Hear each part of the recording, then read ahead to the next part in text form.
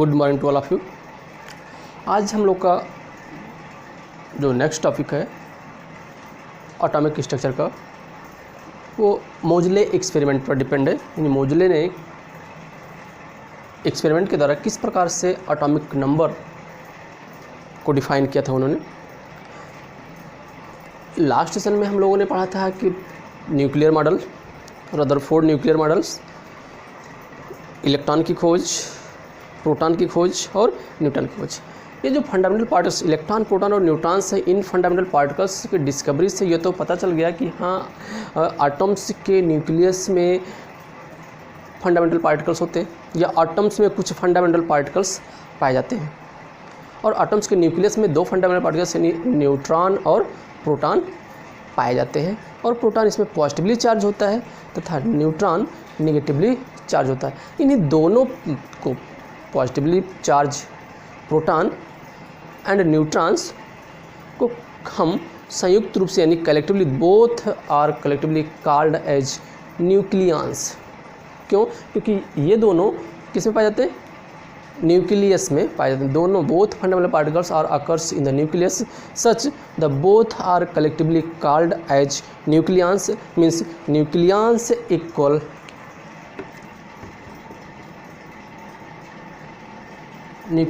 Equal क्या होता है? Sum of the number of protons and sum of the number of neutrons. Means proton plus neutron, P for proton and N for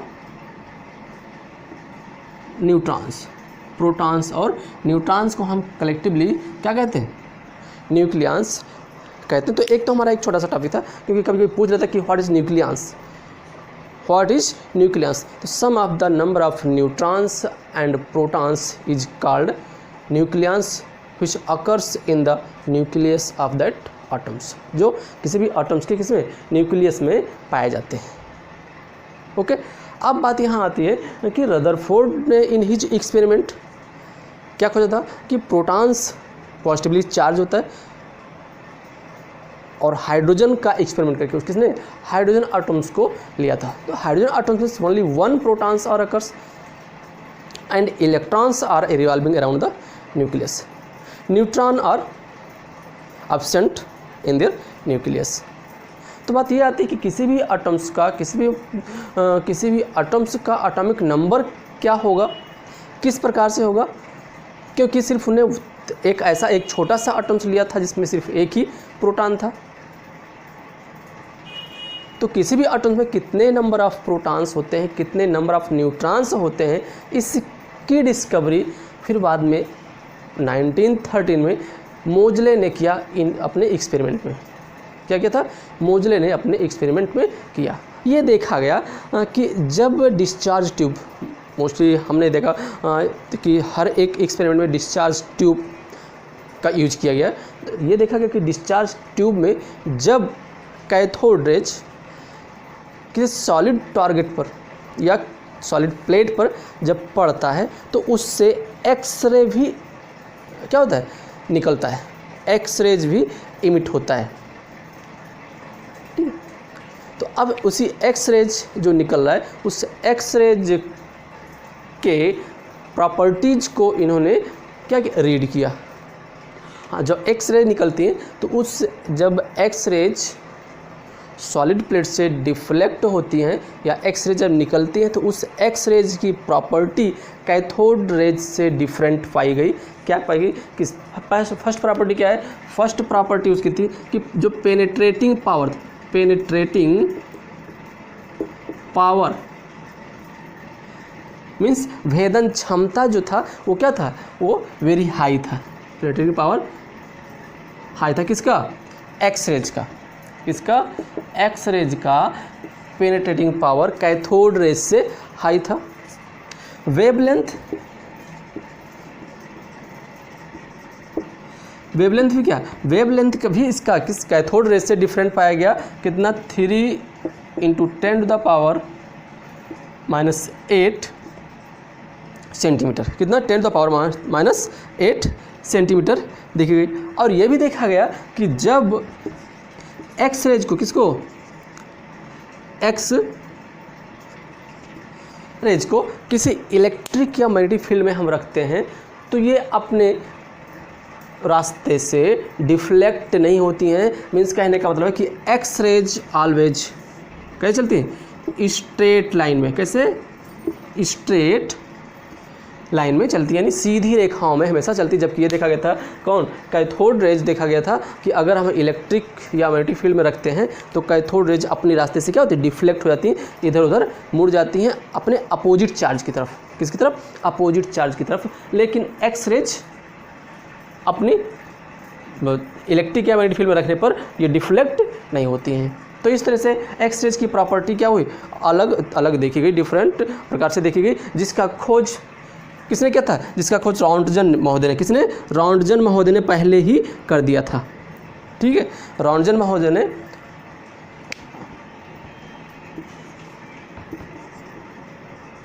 discovered by Röntgen, किसने, Röntgen ने किसकी, x raise की खोज की थी। ठीक है, अब जब ये एक्स रेज सॉलिड प्लेट से निकलता है तो इसी एक्स रेज के कैरेक्टर्स के आधार पर या प्रॉपर्टीज़ के आधार पर किसने, मोजले ने अपना एक्सपेरिमेंट किया और एटॉमिक नंबर को फाइंड आउट किया। अब किस प्रकार से इन्होंने देखा, आइए, जब number of protons, number of neutrons, number of electrons या इलेक्ट्रॉन, प्रोटॉन और न्यूट्रॉन की जब खोज हुई तब यहाँ पर एक क्वेश्चन एराइज होता है। जब प्रोटॉन्स और न्यूट्रॉन्स न्यूक्लियस में पाए जाते हैं और प्रोटॉन्स पर पॉजिटिव चार्ज होता है तो प्रोटॉन्स का जो पॉजिटिव चार्ज होता है वह क्या है, what is the magnitude of the positive charge in the nucleus, in the nucleus. Means कहने का मतलब कि प्रोटॉन्स का जो मैग्नीट्यूड होता है वो न्यूक्लियस में किस प्रकार से होगा, किस मीन्स कितने नंबर ऑफ प्रोटॉन या कितने नंबर ऑफ न्यूट्रॉन्स या किस तरह से न्यूक्लियस में पाए जाते हैं। तो इसी को डिस्कवर करने के लिए, इसी को खोजने के लिए मोजले ने अपना एक्सपेरिमेंट किया। और अपना एक्सपेरिमेंट क्या किया, उन्होंने डिस्चार्ज ट्यूब लिया। क्या लिया, डिस्चार्ज ट्यूब लिया। और डिस्चार्ज ट्यूब को में एक प्लेट लिया, एक सॉलिड प्लेट लिया और उस सॉलिड प्लेट पर कैथोड रेज क्या किया, कैथोड रेज को वेरी फास्ट स्ट्राइक किया। क्या क्या, बहुत ही तीव्र गति से उस पर टकराते हैं। टकराने पर क्या देखा कि टकराने से एक्स रेज निकलती हैं। क्या होती हैं, एक्स रेज डिफ्लेक्ट करती हैं, निकलती हैं। और उस एक्स रेज का उन्होंने एग्जामिन किया एक क्रिस्टल से पास आउट करा के। क्या क्या, एक क्रिस्टल से पास आउट करा के। और क्रिस्टल क्या था, क्रिस्टल था पोटेशियम फेरोसाइनाइड। अब इस क्रिस्टल का प्रयोग क्यों करते हैं, क्योंकि क्रिस्टल्स से जब उसको पास कराते हैं तो एक्स रेज डिफ्लेक्ट कर जाती हैं। और डिफ्लेक्ट करके वो रेज क्या करती हैं, एक फोटोग्राफिक प्लेट पर टकराती हैं और फोटोग्राफिक प्लेट पर एक सर्किल का फॉर्मेशन करती है, एक स्फेयर का फॉर्मेशन करती हैं। और उसी स्फेयर का रेडियस इन्होंने कैलकुलेट किया और उसके रेडियस से उसकी फ्रीक्वेंसी को भी इन्होंने ऑब्जर्व किया। क्या क्या, उस रेडियस की हेल्प से एक्स रेज की फ्रीक्वेंसी को ऑब्जर्व किया। और फिर ये क्या देखा मोजले ने कि एक्स रेज की जो फ्रीक्वेंसी होती है उसकी फ्रीक्वेंसी एटम्स के एटॉमिक नंबर से रिलेटेड है। क्या, एटॉमिक नंबर को रिप्रेजेंट कर रहा है। और उसके लिए उन्होंने एक फार्मूला या एक रिलेशनशिप भी दिया कि रूट न्यू इक्वल ए जेड माइनस बी, जहाँ ए और बी, स्मॉल ए और बी क्या है, स्मॉल ए और बी एक कांस्टेंट है। रूट न्यू क्या है, square of the frequency, square root of frequency. और जेड एटॉमिक नंबर को रिप्रेजेंट कर रहा है। ठीक है, और फिर इस रिलेशन से इन्होंने एक ग्राफ प्लॉट किया और उस ग्राफ प्लॉट करके देखा कि ग्राफ प्लॉट करने पर इस किसके, रूट न्यू यानी फ्रीक्वेंसी और एटॉमिक नंबर के बीच इन्होंने ग्राफ प्लॉट किया तो देखा कि ये एक स्ट्रेट लाइन में ग्राफ प्लॉट हो रहा है। जबकि एटॉमिक वेट के अगर अगेंस्ट जब ग्राफ प्लॉट किया तो वहाँ उसमें स्ट्रेट लाइन नहीं मिल रहा है। इसका मतलब यह है कि जो पीरियोडिक टेबल इन्होंने दिया था मोजले ने, मोजले के पीरियोडिक टेबल में एटॉमिक नंबर के बेस पर उन्होंने अपना नहीं किसके एटॉमिक नंबर के बेस पर ही इन्होंने दिया कि ये एक निश्चित क्रम में बढ़ने पर एटॉमिक नंबर एक निश्चित वे में बढ़ता जाता है। और एक ही आधार पर इन्होंने पीरियोडिक टेबल भी दिया था कि किसी भी एटम्स का जो प्रॉपर्टीज है वो किस पर डिपेंड करता है, एटम्स के एटॉमिक नंबर पर डिपेंड करता है। और एटॉमिक नंबर को ही इंक्रीजिंग आर्डर में उन्होंने, एटॉमिक नंबर के इंक्रीजिंग आर्डर में ही पीरियोडिक टेबल को उन्होंने बनाया था। तो ये था एटॉमिक नंबर के बारे में। और फिर एटॉमिक नंबर को इन्होंने डिफाइन क्या किया कि एटॉमिक नंबर क्या है कि किसी भी एटम्स में जो पॉजिटिवली चार्ज पार्टिकल्स होते हैं, positively charge particles is equal to the atomic number. अब पॉजिटिवली चार्ज पार्टिकल्स क्या, यानी number of protons is always equal to number of atomic number. ये भी ध्यान रखें कि हाँ एटम्स क्या होते हैं, atoms are electrically neutrals, means number of positively charged and number of negatively charged will be equal. So you can say that the atomic number is always equal to the number of protons is always equal to the number of electrons for neutral atoms. अगर atoms के साथ electrically neutrals है तो उसमें number of proton और number of electrons equal होंगे, और वो किसके बराबर होते हैं, number of protons equal atomic number के होता है। ठीक है, तो इस तरह से अपने एक्सपेरिमेंट में इन्होंने प्रूफ किया मोजले ने। तो आइए देखते हैं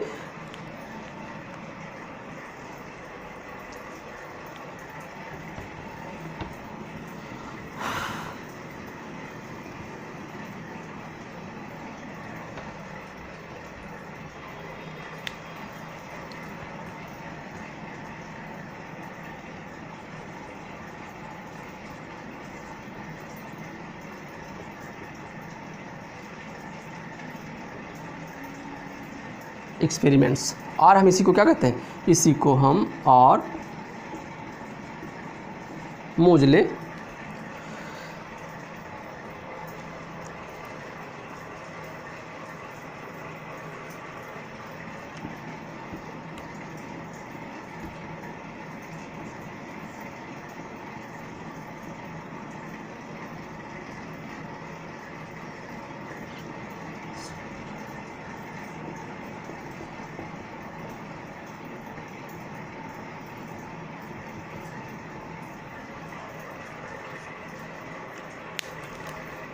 मोजलेज एक्सपेरिमेंट मीन्स मोजले डिटरमाइंस एटॉमिक नंबर, यानी अपने एक्सपेरिमेंट से क्या किया, अपने एक्सपेरिमेंट से मोजले ने एटॉमिक नंबर डिटरमाइन किया, कंसीडर किया। क्या लिया, वही डिस्चार्ज ट्यूब लिया, डिस्चार्ज ट्यूब, जैसा कि आप लोगों को स्क्रीन पे दिख रहा होगा कि हाँ किस तरह से उन्होंने डिस्चार्ज ट्यूब लिया। क्या लिया, एक साइड में ये आपको दिख रहा होगा,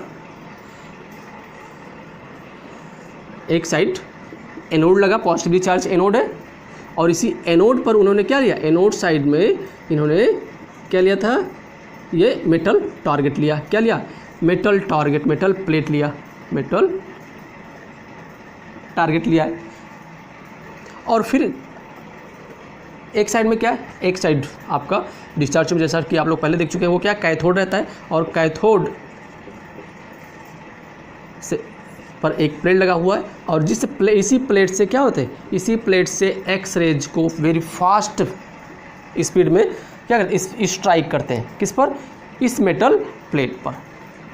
ये क्या है, ये है कैथोड रेज, ये क्या है, कैथोड रेज, जैसे आपको बीच में दिख रहा होगा फिगर में कि कैथोड रेज है, कैथोड रेज। और कैथोड रेज क्या करता है, स्ट्राइक, लेकिन कब स्ट्राइक करेगा, जब इस सोर्स, जो आपका इलेक्ट्रिक सोर्स लगा है, इलेक्ट्रिक सोर्स से जब करंट फ्लो होगा तब ये प्रोसेस शुरू होगा। अब जैसे ही स्ट्राइक करता है इस मेटल्स पर, वैसे क्या होता है कि इस मेटल्स से एक्स रेज इमिट करता है। क्या करता है, एक्स रेज इमिट करता है। ठीक है, क्या है, एक्स रेज इमिट करता है। तो इस तरह से उन्होंने क्या किया, अपने एक्सपेरिमेंट में किसको, एक्स रेज को प्राप्त किया। मीन्स क्या, फिगर में क्या दिख रहा है कि प्रोडक्शन ऑफ एक्स रेज। इसी एक्स रेज को और इन्होंने थोड़ा एक्सपेरिमेंट और ब्रॉड में देखा, जैसा कि आपको ये एक दूसरा फिगर दिख रहा होगा कि दूसरे फिगर में क्या लिया है, दूसरे फिगर में एक टारगेट, क्या लिया है, एक target of element being investigated. क्या लिया, एक टारगेट लिया है जिस पर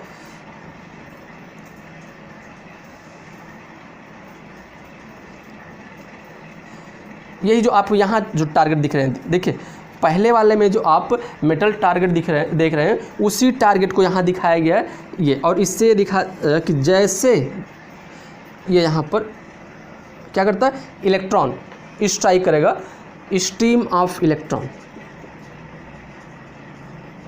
स्ट्रीम ऑफ इलेक्ट्रॉन मीन्स क्या करता है, इलेक्ट्रॉन जैसे ही इस मेटल प्लेट पर टारगेट करेगा, मीन्स इस मेटल प्लेट पर जैसे ही टकराएगा वैसे ही इससे एक्स रेज क्या होते हैं, निकलते हैं। आपको ऊपर वाले फिगर में दिखाया गया, पहले फिगर में दिखाया गया कि एक्स रे क्या करता है, एक्स रे निकलेगा। और फिर इस एक्स रेज को क्या किया इन्होंने, इस एक्स रेज को एक क्रिस्टल से पास आउट कराया, किससे, एक क्रिस्टल से पास आउट कराया। अब इस क्रिस्टल का काम क्या है, इस क्रिस्टल का काम ये है कि जब इस क्रिस्टल पर एक्स रेज पड़ता है तो ये डिफ्लेक्ट कर जाता है, क्या कर जाता है, डिफ्लेक्ट कर, यानी कुछ तो कैसे, कुछ तो ऐसे सीधे जाती हैं और कुछ रेज इधर उधर मुड़ जाती हैं, ठीक है। और मुड़ कर क्या, एक तरह से एक सर्किल बनाती है। अच्छा, ये सर्किल कहाँ बनाती है, ये सर्किल एक फोटोग्राफिक प्लेट लगाता है, क्या ये, क्या ये एक फोटोग्राफिक प्लेट, फोटोग्राफिक प्लेट, ठीक है।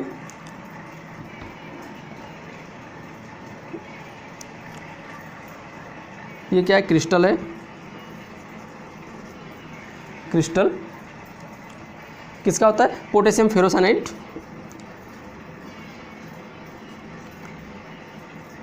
पोटेशियम फेरोसाइनाइड K3FeCN का होल 6,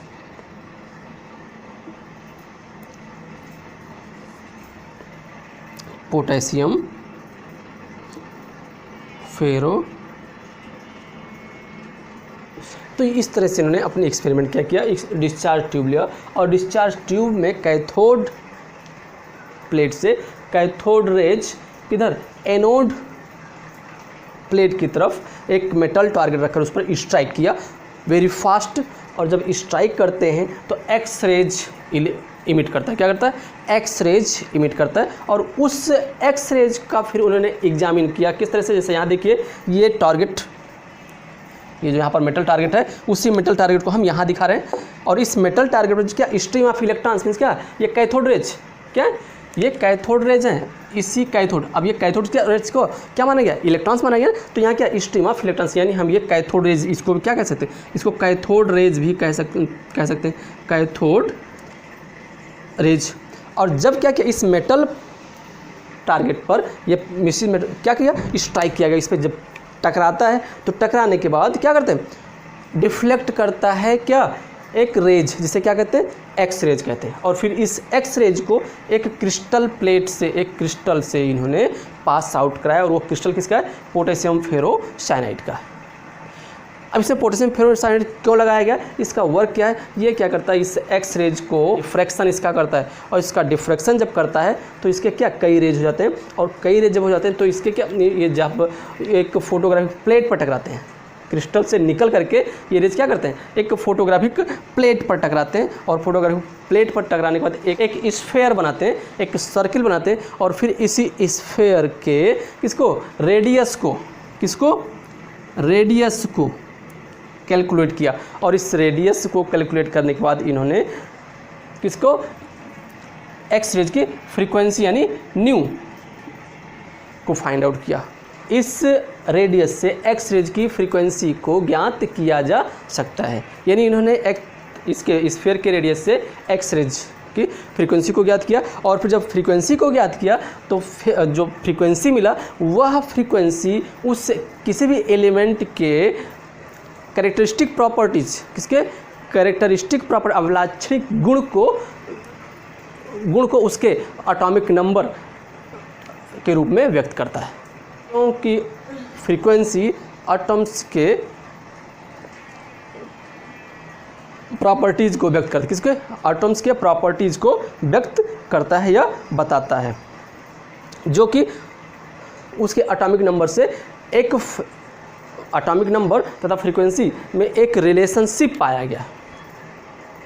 क्या पाया गया, एटॉमिक नंबर और फ्रीक्वेंसी में एक रिलेशनशिप पाया गया और उसी रिलेशनशिप से फिर एटम्स का एटॉमिक नंबर फाइंड आउट किया गया। और वो रिलेशनशिप क्या था? वो रिलेशनशिप था रूट न्यू इक्वल ए इंटू जेड माइनस बी, जहाँ ए बी क्या है? Equal constant, A and B equal constant, A and B equal क्या है? कांस्टेंट। ये क्या है? ये फ्रीक्वेंसी को व्यक्त कर रहा है। और जेड क्या है? Z atomic number. तो इस प्रकार से मोजले ने अपने एक्सपेरिमेंट में एटम्स के एटॉमिक नंबर को एक्सप्लेन किया और उन्हें बताया कि क्या बताया? On the basis of the above experiment he obtained that frequency of X-ray is considered by the radius of sphere and the frequency is related with characteristic property of an element called atomic number. He gave a relation. उन्होंने क्या किया? जब आप अभी देखा था उसमें कि क्या किया? जब एक्स रेज निकलता है, कैसे निकलता है? जब कैथोड रेज या इलेक्ट्रॉन्स मेटल टारगेट पर टकराता है तो एक्स रेज उससे निकलता है और वेरी फास्ट निकलता है। और फोटोग्राफी प्लेट पर जब वो पड़ती है तो वो एक स्फीयर, एक सर्किल का रूप ले लेती है और फिर उसी सर्किल के रेडियस से उन्होंने एक्स रेज की फ्रीक्वेंसी को फाइंड आउट किया कि जो उसका रेडियस आएगा उसी रेडियस के रेस्पेक्ट में उस एक्स रेज की फ्रीक्वेंसी मिलेगी। और फिर फ्रीक्वेंसी के हेल्प से उन्होंने किसको? एटॉमिक नंबर को प्राप्त किया। क्यों? क्योंकि जो फ्रीक्वेंसी मिल रही वो फ्रीक्वेंसी यानी न्यू एटॉमिक नंबर से एक रिलेशन शो करता है। जो रिलेशन क्या है? रूट न्यू इक्वल ए इंटू जेड माइनस बी। क्या कर रहा है? The frequency is related with the, देखिए, characteristic of the property of an element called atomic number. ठीक है, तो इस तरह से अब यहाँ पर क्या देखिए, ए और बी क्या है? ए बी कांस्टेंट है, न्यू क्या? Frequency of X rays and Z atomic number of that atom. अब जब ये एक्सपेरिमेंट मिला तो इससे मोजले ने क्या किया? मोजले ने एक ग्राफ प्लॉट किया। क्या प्लॉट किया? एक ग्राफ प्लॉट किया। क्या कर रहा है? Moseley plotted a graph of atomic number against the square root of the frequency, square root of the frequency and their atomic number, frequency of X rays. ठीक है, फिर क्या गया? Root of the frequency of X rays a straight line. जब दोनों के against एक plot graph किया तो क्या? एक स्ट्रेट लाइन मिला। क्या मिला? एक स्ट्रेट लाइन। और ये स्ट्रेट लाइन क्या शो कर रहा है? Which indicates that atomic number was not a mere position number, mere position number but a, यानी वो एटॉमिक नंबर किसी उसके पोजीशन को नहीं रिप्रेजेंट कर रहा है सिर्फ, but a fundamental property of the atoms. The lambda change, यानी लैम्डा मीन्स क्या? वेवलेंथ चेंज हो रहा regularly as the element that came next in the periodic table.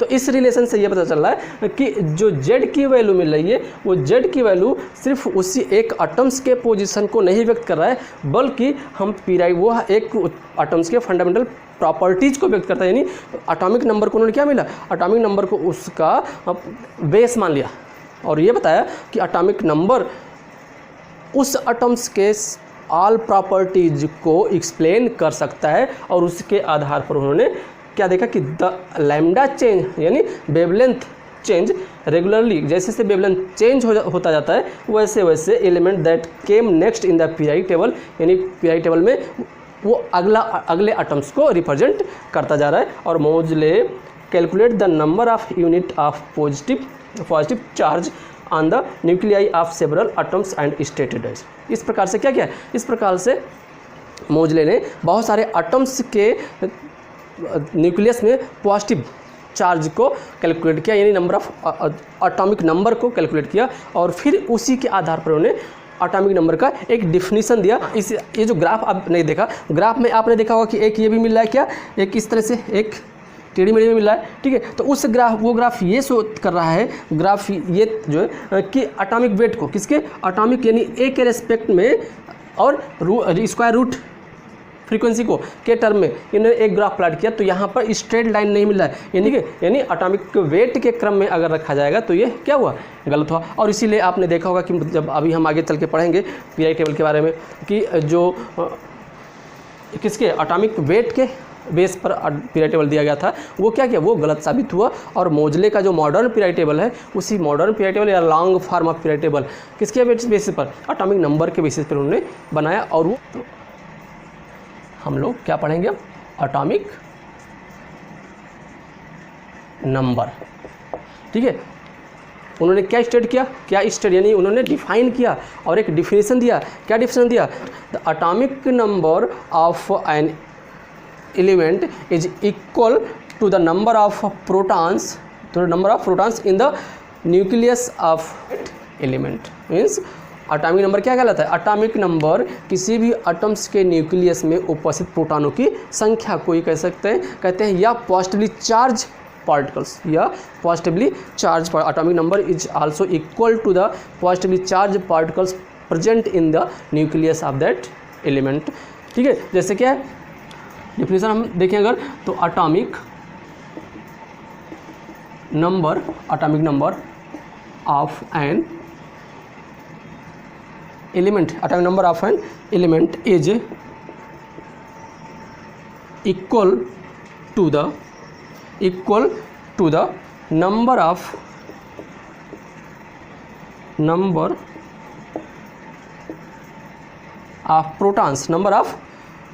protons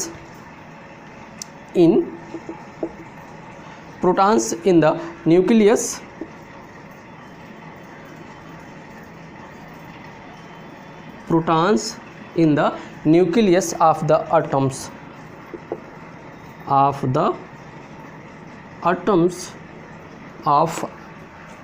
that element, that is atomic number equal number of protons, means Z equal क्या होता है P। अब P पर क्या है, पॉजिटिव चार्ज,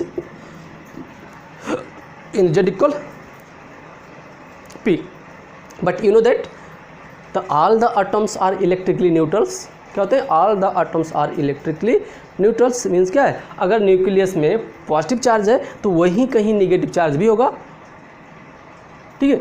जैसा हमने पहले बताया कि ये क्या है, न्यूक्लियस है, क्या ये न्यूक्लियस है, और न्यूक्लियस के यहाँ चारों तरफ around the nucleus electron revolve करते, क्या करते हैं, रिवॉल्व करते हैं, electrons revolving around the nucleus with negative charge, ठीक है। तो ये क्या बराबर इलेक्ट्रॉन्स, यानी जितने नंबर ऑफ प्रोटॉन्स होंगे उतने उसमें क्या होंगे, उतने उसमें इलेक्ट्रॉन्स भी होंगे। इसीलिए एटम्स क्या होते हैं, इलेक्ट्रिकली न्यूट्रल्स होता है, क्योंकि Z इक्वल क्या होगा, P प्लस E माइनस, तो चार्ज क्या होंगे, चार्ज इसके सभी खत्म हो जाएंगे, और जब चार्ज खत्म हो जाएंगे तो क्या बचेगा, सिर्फ Z न्यूट्रल बचेगा। पॉजिटिव चार्ज और नेगेटिव चार्ज खत्म हो जाएगा, पॉजिटिव और नेगेटिव खत्म हो जाएंगे, तो क्या बचेगा, न्यूट्रल चार्ज बचेगा। यानी एटम्स कैसे होते हैं, एटम्स इसीलिए न्यूट्रल होते हैं क्योंकि जितने नंबर ऑफ प्रोटॉन्स न्यूक्लियस में होते हैं उतने नंबर ऑफ इलेक्ट्रॉन्स न्यूक्लियस के चारों ओर चक्कर लगाते रहते हैं, इसलिए वो कैसे होते हैं, इलेक्ट्रिकली न्यूट्रल्स होते हैं। हाँ, किसी कारण से हम अगर उसका एक्सपेरिमेंट करते हैं या वो एटम्स केमिकल कम्बिनेशन में अगर इलेक्ट्रॉन लॉस करता है या गेन करता है, तब उस पर चार्ज क्रिएट होते हैं, पॉजिटिव या नेगेटिव चार्ज। इस कंडीशन में नंबर ऑफ प्रोटॉन्स और number of electrons do not equal नहीं होते हैं। अगर इलेक्ट्रॉन एक्सेप्ट करेगा तो नंबर ऑफ इलेक्ट्रॉन्स मैक्सिमम होंगे और उस पर नेगेटिव चार्ज आएगा, और अगर इलेक्ट्रॉन लॉस करता है तो नंबर ऑफ इलेक्ट्रॉन्स क्या होंगे, कम होंगे। यानी जब इलेक्ट्रॉन कम होंगे तो प्रोटॉनों की संख्या क्या होगी, ज़्यादा होगी, और उस पर फिर क्या जाता है, पॉजिटिव चार्ज आ जाता है, ठीक है। इसलिए देखिए, इसलिए हम क्या कहते हैं, इसलिए हम अक्सर देखते हैं कि जैसे ए है, इस पर कोई पॉजिटिव चार्ज है, भाई इस पर पॉजिटिव चार्ज क्या आया, पॉजिटिव चार्ज क्या दर्शाता है, पॉजिटिव चार्ज दर्शाता है कि इसने इलेक्ट्रॉन अपना लॉस किया है। अब जब इलेक्ट्रॉन लॉस किया है, जैसे क्या कि P प्लस और प्लस E माइनस, इलेक्ट्रॉन और प्रोटॉन क्या थे, इक्वल थे, तभी तो यहाँ चार्ज क्या था, यहाँ पर चार्ज जो था वो तो क्या था, चार्ज जीरो था। लेकिन जब इलेक्ट्रॉन की संख्या कम हो गई, इलेक्ट्रॉन लॉस कर दिया इन्होंने, तो इलेक्ट्रॉन लॉस किया तो नंबर ऑफ प्रोटॉन्स यहाँ पर क्या होंगे, ज़्यादा होंगे, और प्रोटॉन जब ज़्यादा होगा तो पॉजिटिव चार्ज तो आपको शो करेगा पॉजिटिव चार्ज, और उस फिर एटम्स पर क्या दिखाई पड़ता है, पॉजिटिव चार्ज। ऐसे अगर इलेक्ट्रॉन एक्सेप्ट करता है तो नंबर ऑफ इलेक्ट्रॉन्स ग्रेटर होते हैं, और नंबर ऑफ इलेक्ट्रॉन्स जब ग्रेटर होंगे तो वहाँ क्या होगा, नेगेटिव चार्ज शो करता है, और एटम्स पर क्या जाता है, नेगेटिव चार्ज आ जाता है। ठीक है, तो अगर इलेक्ट्रिकली न्यूट्रल एटम्स नहीं है तो उस पर चार्ज आपको दिखाई पड़ते हैं। ठीक है, फिर इसके बाद क्या आता है, तो ये था एटॉमिक नंबर जिसको मोजले ने अपने एक्सपेरिमेंट के द्वारा एटम्स को एक्सप्लेन किया। ठीक, और फिर इसी में मास नंबर आता है। मास नंबर क्या है, नंबर, द्रव्यमान संख्या। एटॉमिक नंबर हमने परमाणु संख्या या परमाणु क्रमांक पढ़ा, और अब क्या है, एटॉमिक मास नंबर यानी द्रव्यमान संख्या। अब मास नंबर क्या है, the total number of protons and neutrons present in the nucleus of the atoms is called mass number. यानी मास नंबर किसके, न्यूट्रॉन और प्रोटॉन्स के योग के बराबर होता है। तो डिफाइन करते हैं, the sum of total number of proton and neutrons, total number of protons and neutrons present in the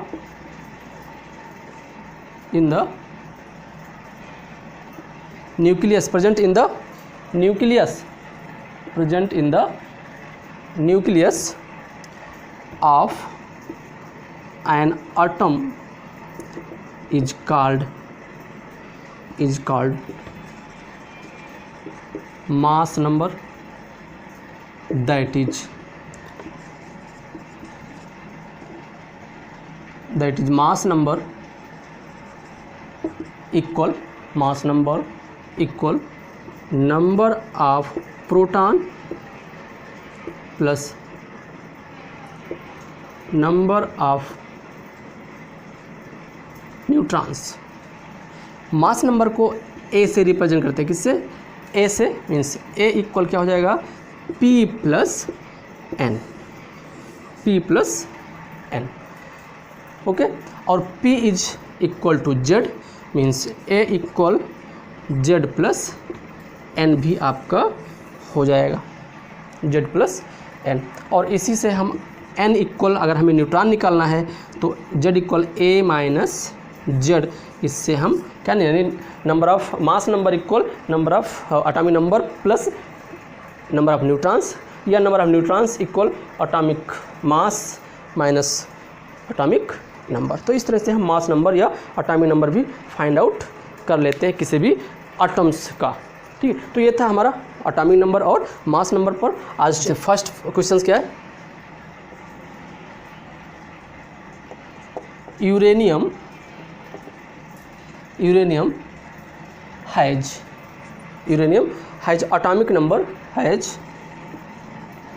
atomic number 92 and mass number 238.0.23। तो खैर हमें इसको नहीं लेना, कोई जरूरत नहीं, 238।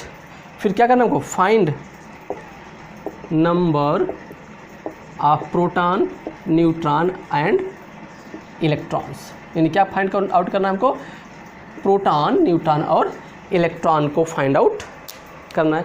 तो आइए देख लेते हैं भाई सॉल्यूशंस। अब सॉल्यूशन जैसे अभी आपने पढ़ा है, एटॉमिक नंबर दिया है, एटॉमिक नंबर इक्वल क्या होता है भाई, एटॉमिक नंबर इक्वल होता है नंबर ऑफ प्रोटॉन्स। अब हियर गिवन क्या दिया है, Z इक्वल कितना है 92 एंड A इक्वल कितना है 238, यानी एटॉमिक नंबर और एटॉमिक मास हमारा दिया हुआ गिवन है। ठीक है, तो हमको क्या, प्रोटॉन, न्यूट्रॉन और इलेक्ट्रॉन्स फाइंड आउट करने में कोई परेशानी नहीं होगी भाई। ये बहुत ही इजी क्वेश्चन था, बहुत ही आसान था। Atomic number equal number of protons atomic number कितना, एटॉमिक नंबर है आपका 92, मीन्स 92 कितना है एटॉमिक नंबर है, तो ये भी कितना हो जाएगा 92। ठीक है, अब ये आपका क्या हो गया क्या हो जाएगा ये P। ठीक है, तो P equal that is P equal क्या हो जाएगा, P इक्वल 92 आ गया। और आप जानते हैं कि P इक्वल कोई मॉलिक्यूल्स अगर कैसा न्यूट्रल है, इलेक्ट्रिकली न्यूट्रल, तो P इक्वल क्या होते हैं, ये होते हैं, यानी number of protons equal number of protons is always equal to number of electrons. तो अगर प्रोटॉनों की संख्या कितनी है 92 है, तो इलेक्ट्रॉनों की संख्या कितनी हो जाएगी 92 होगी, यानी इलेक्ट्रॉन इक्वल क्या हो जाएगा, इलेक्ट्रॉन इक्वल 92 हो जाएगा। और अब हम मास नंबर से हम निकालेंगे कि मास नंबर इक्वल, हम जानते हैं कि mass number A equal atomic number plus number of neutrons या प्रोटॉन प्लस न्यूट्रॉन। अब प्रोटॉनों की संख्या आपको फाइंड आउट है 92 है, और एटॉमिक नंबर कितना 238 है, यानी तो 238 इक्वल 92 प्लस n। अब हम इससे आसानी से n की वैल्यू फाइंड आउट कर लेंगे, n इक्वल 238 माइनस 92, तो कितना मिल जाएगा आपको 8 में से 2 गए, 8 से हम 2 क्या करें माइनस करेंगे, 8 माइनस 2 माइनस 8 माइनस 2 इक्वल क्या हो जाएगा 6।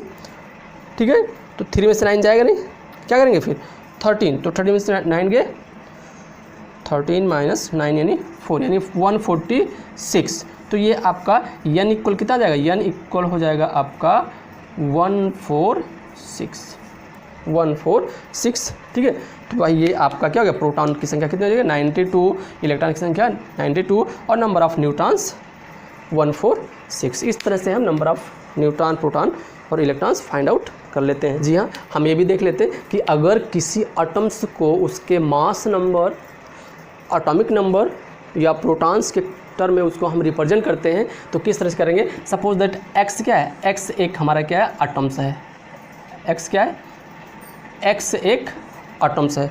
ठीक है, और अब इसके हमें अगर मास नंबर को रिप्रेजेंट करना है तो a, और किसको एटॉमिक नंबर को तो z, यानी ये किसको रिप्रेजेंट कर रहा है, ये मास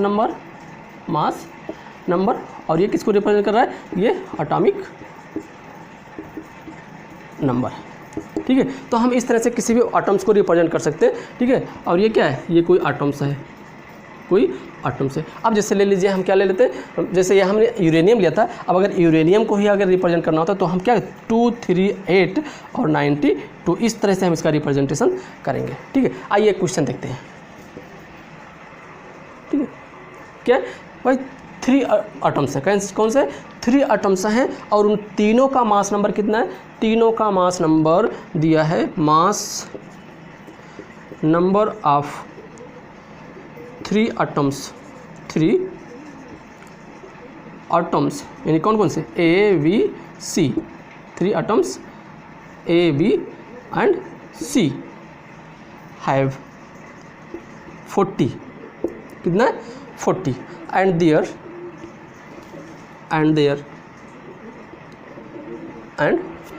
atomic number 19, 20 and 21. Find the number of neutron, proton and electron. ठीक है, तो क्या फाइंड आउट करना है, न्यूट्रॉन, प्रोटॉन और इलेक्ट्रॉन को हमें फाइंड आउट करना है। आइए भाई देखते हैं क्या दिया है यहाँ पर। गिवन ए इक्वल कितना है 40, कितना, अब ए यहाँ पर आपका जो हो जाएगा, ये हो जाएगा एटॉमिक मास हो जाएगा, एटॉमिक मास। ठीक है, अब ए बी सी 3 एटम्स हैं तो atomic mass equal 40, all the 3 elements, यानी किसका ए का मास नंबर कौन सा, ये ए डैश किसको कर लेते हैं, ए इक्वल 40, बी का मास नंबर कितना है 40 और सी का मास नंबर कितना है 40। ठीक है, तो ये क्या है, ये आइसोबार, इसको हम आगे भी पढ़ेंगे हम, ये ऑल द 3 एटम्स और आइसोबार्स। ठीक है, और इनका जो जेड दिया हुआ है, जेड ऑफ ए का जेड कितना हो जाएगा, ए का जेड आपका दिया है कहाँ पर 19, एटॉमिक नंबर कितना है 19। इसका जेड कितना दिया है, बी का जेड दिया हुआ है 20 दिया हुआ। भाई सी का जेड कितना दिया है, सी का जेड दिया हुआ है, सी का जेड दिया हुआ है 21, यानी ए एटॉमिक मास और ये क्या है एटॉमिक नंबर हमें दिया हुआ है। एटॉमिक मास और एटॉमिक नंबर दिया गया है और हमको फाइंड आउट करना है क्या, न्यूट्रॉन, प्रोटॉन और इलेक्ट्रॉन की संख्या।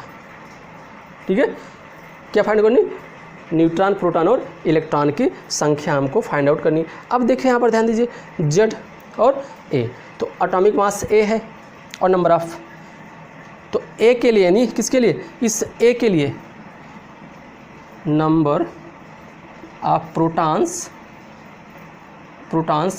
ऑफ ए इक्वल क्या हो जाएगा, नंबर ऑफ प्रोटॉन्स और number of protons of A equal atomic number of A, यानी पी इक्वल क्या हो जाएगा, एटॉमिक नंबर पी का कितना है 19। अब इलेक्ट्रिकली न्यूट्रल है तो ई भी कितना हो जाएगा इसका, ई भी यानी नंबर ऑफ इलेक्ट्रॉन भी कितने हो जाएंगे 19 हो जाएंगे। ठीक है, अब प्रोटॉन और इलेक्ट्रॉन ज्ञात हो गए। अब क्या ज्ञात करना है, न्यूट्रॉन ज्ञात करना है, क्या, नंबर ऑफ न्यूट्रॉन्स। तो न्यूट्रॉन इक्वल क्या होता है, अब हम जानते हैं, we know that A equal यानी atomic mass equal Z plus N या पी प्लस एन होता है, और एटॉमिक मास कितना दिया 40 दिया, तो 40 इक्वल जेड कितना दिया है 19 प्लस एन, तो एन इक्वल कितना हो जाएगा, एन इक्वल हो जाएगा 40 माइनस 19 यानी 21। तो ए का न्यूट्रॉन कितने, न्यूट्रॉन से कितने हो जाएगी 21 हो जाएगी। अब आइए देखते हैं बी का, भाई मास नंबर ऑफ बी कितना है 40 है, एटॉमिक नंबर यानी जेड ऑफ बी इक्वल कितना दिया है, जेड ऑफ बी कितना 20 दिया है, जेड ऑफ बी 20 दिया हुआ है। ठीक है, अब जब एटॉमिक नंबर 20 है तो जेड इक्वल पी इक्वल ई होता है, आप जानते हैं। ठीक है, तो 20 अगर यहाँ पर दिया है जेड, तो पी कितना हो जाएगा, पी भी 20 हो जाएगा और ई भी कितना हो जाएगा 20 हो जाएगा, यानी पी इक्वल 20 और ई इक्वल 20। अब बात आती है हमारी, वही तीनों में वही होगा, एटॉमिक नंबर ऑफ प्रोटॉन्स और नंबर ऑफ इलेक्ट्रॉन्स तो सेम होंगे, डिफरेंट सिर्फ क्या होगा उसका, नंबर ऑफ न्यूट्रॉन्स होते हैं। अब एटॉमिक मास यानी A equal atomic mass equal Z plus N, तो एटॉमिक मास कितना है 40 है, 40 प्लस जेड कितना है इसका 20 प्लस एन, यानी एन इक्वल क्या हो जाएगा 40 माइनस 20 इक्वल 20, तो एन बराबर कितना आ जाएगा 20, एन बराबर कितना आ जाएगा 20, यानी वी का किसका, वी का कहाँ गया, वी का नंबर ऑफ न्यूट्रॉन्स कितने हो जाएंगे 20 हो जाएंगे। सी के लिए आइए देखते हैं, किसके लिए, फॉर सी के लिए, अब सी का एटॉमिक मास कितना है, एटॉमिक मास 40 ही है, और जेड यानी एटॉमिक नंबर कितना है, एटॉमिक नंबर 21 दिया हुआ है। फिर वही बात आती है कि atomic number is always equal to number of protons equal to number of electrons, यानी अब इस एटॉमिक नंबर यानी जेड इक्वल अगर 21 है तो पी इक्वल कितना हो जाएगा 21 और ई इक्वल भी कितना हो जाएगा 21, तो बचती कितने हमारे, क्या बचता है, नंबर ऑफ न्यूट्रॉन्स। अब atomic mass equal Z plus N, atomic mass 40 है और सी का जेड कितना है, सी का एटॉमिक नंबर 21 है, तो 21 प्लस एन प्लस एन, यानी एन इक्वल क्या हो जाएगा 40 माइनस 21 इक्वल 19, तो एन इक्वल कितना हो जाएगा 19। तो इस तरह से देखिए हम नंबर ऑफ इलेक्ट्रॉन्स, प्रोटॉन्स और न्यूट्रॉन्स किसी भी एटम्स का हो तो फाइंड आउट कर सकते हैं, इस तरह से ज्ञात कर सकते हैं। तो शायद अच्छा लगा होगा, और अगर अच्छा लगा है तो दोस्तों शेयर, कमेंट और लाइक ज़रूर कीजिए। शेयर, कमेंट और लाइक करने से थोड़ा अपने आप में हमारा उत्साह बढ़ता है, और उत्साह बढ़ने से हमें क्या और एनर्जी मिलती है, और जब किसी को एनर्जी मिलती है तो उसे और अच्छे से या और एक्साइट होकर रिप्रेजेंट करता है। That's all.